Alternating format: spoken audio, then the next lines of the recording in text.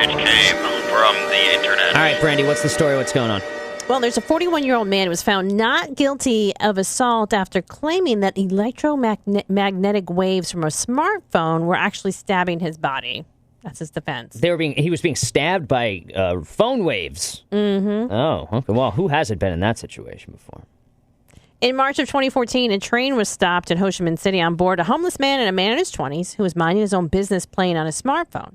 After repeatedly shouting at the victim to stop his smartphone usage, the homeless man got up and began punching and kicking the young man.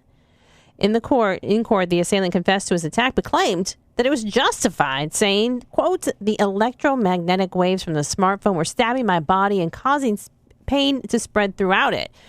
Besides, the priority seating was nearby and it's good manners to turn off the phone. I couldn't take the pain. I warned him to stop, but he ignored me. Made me angry, so I blew up." A psychiatric evaluation was conducted and determined the attacker suffered from schizophrenia. Considering this and hearing the plaintiff's defense, the presiding judge in the court determined that he was affected by hallucinations and delusions in a state of insanity where he could not tell right from wrong, and thus he was found not guilty.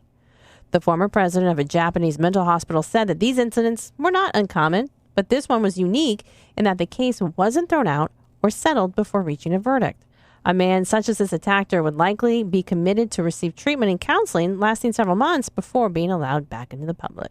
I've been in this situation before. I was on the escalator at Grand Central, and this old, just crazy guy was in front of me. Mm-hmm. And I assume he was without a home, but I could be wrong. Maybe he was rich. I have no idea. Sometimes you can't tell. But I'm on the escalator, and I'm minding my own business. I'm just, going on my phone. I'm just checking out Instagram also.